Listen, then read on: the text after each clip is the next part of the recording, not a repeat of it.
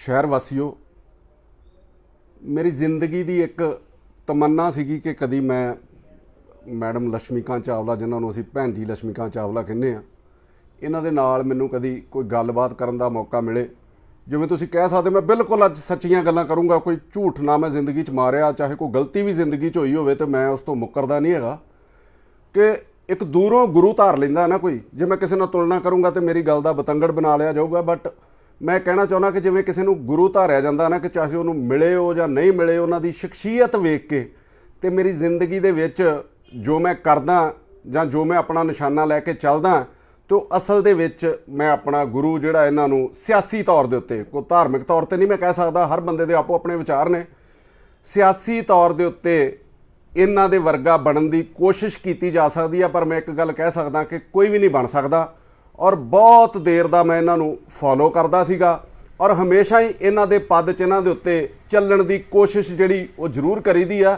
जे ये 100% ने तो मैं एक गल कह सकदा कि मैं इन्हां दे मुकाबले 10% भी असी लोग ईमानदारी च नहीं हैगे, 5% भी नहीं हैगे।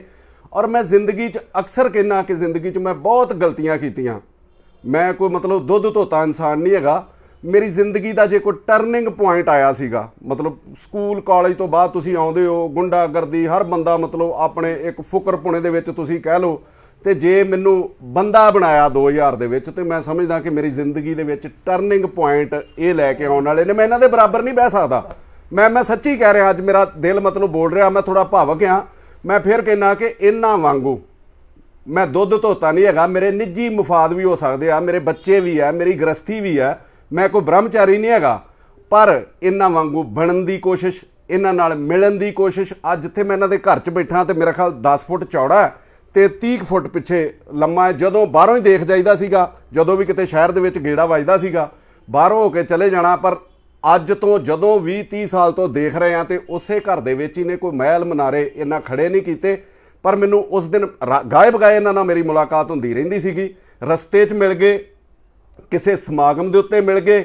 और जदों मैं इन्हां नूं पैरी हथ ला के मिलदा, और जदों मैं इन्हां नूं पैरी हथ ला के मिलदा तो मैनूं इस तरह लगदा कि एक पारस नूं लोहा लगा है। और उस दिन मैं अपने आप नूं सोने का समझना शुरू कर दिंदा। उस तो बाद फिर अगले दिन जिद्दां दा मर्जी हो जा, विरोधी जो मर्जी कहंदे रहण, मैं जिंदगी च कदी परवाह नहीं की। पर मैं एक गल शहर वासियां नाल हमेशा वादा किया, ना मैं कदी समाज का प्यार वेचिया जिहड़ा मैनूं करदा, ना मैं कदी लोकां दीयां भावनावां वेचियां। काम करते करते सियासी बंदियां दा बहुत विरोध हुंदा। सियासी कई लोग एक दूजे के उत्ते उंगला चुकते हैं, उहदे तो कोई भी छूता नहीं रह सकता। जे किसी ने उंगल नहीं चुकी कोई करप्शन दे, कोई ईमानदारी के तौर के उत्ते, तो वो मैडम लक्ष्मीकांत चावला ने।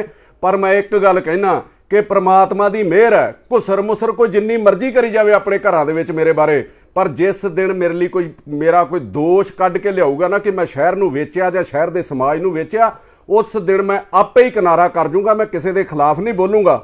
जिंदगी दे विच जे कोई मुद्दा चुक्या तो मैं कदी उस तो पिछे नहीं हटिया।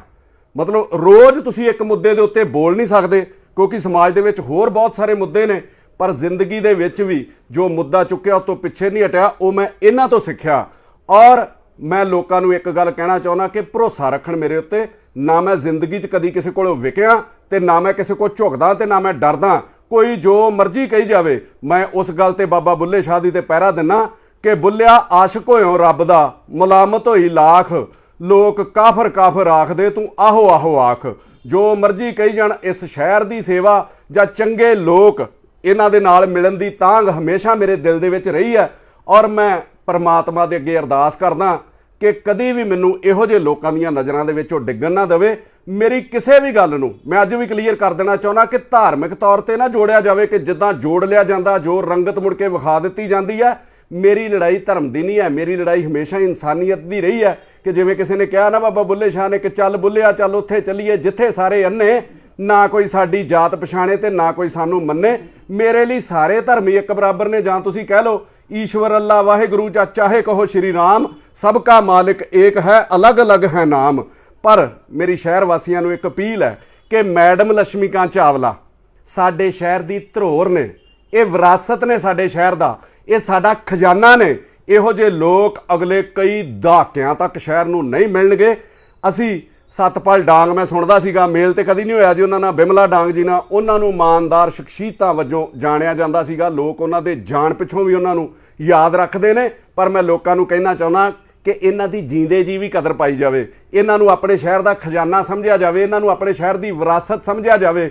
ਸਾਰੀ ਜ਼ਿੰਦਗੀ, ਸਾਰੀ ਉਮਰ ਇਸ ਘਰ ਦੇ ਵਿੱਚ ਇਹਨਾਂ ਦੀ ਲੰਘੀ ਹੈ। ਸਾਰੇ ਸ਼ਹਿਰ ਨੂੰ ਪਤਾ ਤੇ ਮੇਰੇ ਖਿਆਲ ਸਾਰੇ ਪੰਜਾਬ ਨੂੰ ਪਤਾ। ਔਰ ਆਪਣਿਆਂ ਲਈ ਲੜਦਿਆਂ, ਆਪਣੇ ਧਰਮ ਲਈ ਲੜਦਿਆਂ, ਆਪਣੇ ਸ਼ਹਿਰ ਲਈ ਲੜਦਿਆਂ ਇਹਨਾਂ ਨੇ ਆਪਣੀ ਸਾਰੀ ਜਿਹੜੀ ਜ਼ਿੰਦਗੀ ਬਿਤਾ ਦਿੱਤੀ ਆ। ਮੇਰਾ ਇਹ ਮੰਨਣਾ ਕਿ ਇੰਨੀ ਉਮਰ ਦੇ ਵਿੱਚ ਤੇ ਇੰਨੀ ਤਾਕਤ ਕੋਲ ਹੋਣ ਦੇ ਬਾਵਜੂਦ ਵੀ ਇਮਾਨਦਾਰ ਰਹਿਣਾ ਇਸ ਸ਼ਹਿਰ ਲਈ, ਇਸ ਦੇਸ਼ ਲਈ ਬੜੀ ਵੱਡੀ ਕੁਰਬਾਨੀ ਹੈ। ਤੇ ਮੈਂ ਇੱਕ ਇਹਨਾਂ ਨੂੰ ਹੋਰ ਖਿਤਾਬ ਦਿੰਦਾ ਕਿ ਇਹ ਸਾਡੇ ਸ਼ਹਿਰ ਦਾ ਸੁਰੱਖਿਆ ਕਵਚ ਨੇ, ਸੁਰੱਖਿਆ ਕਵਚ। ਜਿਹੜੇ ਮਾੜੇ ਲੋਕ ਨੇ, ਮਾੜੇ ਅਨਸਰ ਇਹਨਾਂ ਤੋਂ ਹਮੇਸ਼ਾ ਹੀ ਡਰਦੇ ਆਏ ਆ, ਮਾੜੇ ਪੋਲੀਟੀਸ਼ੀਅਨ ਇਹਨਾਂ ਤੋਂ ਡਰਦੇ ਆਏ ਆ। ਹਮੇਸ਼ਾ ਹੀ ਇਹਨਾਂ ਦਾ ਭੈ ਜਿਹੜਾ ਮਾੜੇ ਲੋਕਾਂ ਦੇ ਉੱਤੇ ਬਣਿਆ ਰਿਹਾ। ਔਰ ਜਿਹੜੇ ਚੰਗੇ ਲੋਕ ਨੇ ਉਹਨਾਂ ਨੇ ਹਮੇਸ਼ਾ ਇਹਨਾਂ ਨੂੰ ਆਪਣਾ ਜਿਹੜਾ ਉਹ ਸੁਰੱਖਿਆ ਕਵਚ ਜਿਹੜਾ ਸਮਝਿਆ। ਔਰ ਜਿਹੜੇ ਲੋਕ ਇਹਨਾਂ ਤੋਂ ਡਰਦੇ ਨੇ ਉਹਨਾਂ ਨੂੰ ਹਮੇਸ਼ਾ ਇਹਨਾਂ ਦੇ ਵਿੱਚ ਦੋ ਐਬ ਜਿਹੜੇ ਉਹ ਨਜ਼ਰ ਆਉਂਦੇ ਨੇ। ਕਿਸੇ ਸ਼ਾਇਰ ਨੇ ਖੂਬ ਲਿਖਿਆ ਕਿ ਮੇਰੇ मुखलफों में चर्चा है, शख्सियत काम की है मगर दो ऐब हैं, एक तो सर उठा के चलती है, दूसरा मुंह में जुबान रखती है। मतलब कभी भी किसी तो झुके नहीं और माड़े दी इन्होंने हमेशा मत की है। और मेरा एक गल का गिला, मैं थोड़ा भावक है इन्होंने, क्योंकि मैं जिंदगी बहुत माड़े चंगे काम किए होणगे। इन्होंने मैनू तराशिया या मैनू सज़ा दे के तराशिया और मेरी जिंदगी दे विच एक मोड़ आया। मेरा हमेशा इन्होंने एक गुस्सा गिला रहा, जदों भी किते मैनू राह दे विच मिलते रहे ने कि तुहाडे वर्गे लोगों नू सियासत नहीं छड्डनी चाहिए। तुसी लोग जे सियासत छड़ दोगे, ये समाज किवें सुधरेगा, ये देश किवें सुधरेगा, ते मेरे वर्गे लोग ਜਿਹੜੇ समाज तो मूँह परा करके चलते हैं वो किवें सुधरनगे। तुहाडा सियासत दे विचों सियासत छड़ जाना, जिहड़ी इलैक्टेड पॉलिटिक्स है, MP MLA, तुसी मंत्री भी रहे हो, एक ईमानदार शख्सियत वजों तुसी विचरे हो। और तुहाडा सियासत छड़ जाना हमेशा इस शहर नूं खलदा रहिंदा। और देखो तुहाडे वर्गे लोकां दी मैं शहर वासियां नूं कहना चाहुंदा कि बहुत ज़्यादा लोड़ है, तुहाडा आशीर्वाद इस शहर दे उत्ते बनिया रहना चाहिए। मुनव्वर राणा लिखदे ने कि तुम्हारी महफिल में हम बड़े बूढ़े भी ज़रूरी हैं, तुम्हारी महफिल में हम बड़े बूढ़े भी ज़रूरी हैं, अगर हम नहीं होंगे तो पगड़ी कौन बांधेगा। इन्हां लोकां ने साडे शहर दे सिर दे उत्ते जिहड़ा ताज ने साडे शहर दा, साडे शहर दे साडे लोकां दे सिर दी पगड़ी ने। ते जे ये लोग इस सियासत दे विच नहीं रहणगे और अगली पीढ़ी नूं कौन अग्गों तैयार करेगा इस शहर की सेवा लई, इस देश की सेवा लई। बाकी मेरे अर्गे जिन्ने मर्जी डफांग मारी जान, मैं मुकरदा नहीं, जिन्ना मर्जी ढोंग रची जान ईमानदारी का, इन्हां दी रीस मैं अगले जन्म च भी नहीं कर सकता और कोई भी नहीं कर सकता। बहुत घट शख्सियतां ने जिन्हां दे उत्ते ईमानदारी का टैग लगा, जिन्हां दे विच आउंदे ने। कोई एक बंदा मैनूं दस दिओ, हो सकदा ये पिछले 20 सालों च मेरी नज़र च कोई ना चढ़िया होवे, कोई एक गिना दिओ दे काले चिट्ठे। मैं चैलेंज ना कहना, मैं खोल के दस सकदा कुछ भी नहीं। अपनी जिंदगी दे विच इस घर दे विच रह रहे ने, नहीं तो जिहड़ा रुतबा इन्हां ने हंडाया ते मेरा ख्याल चंडीगढ़ दे विच 8-8 हज़ार गज दे विच उन्हां दीयां कोठियां ने।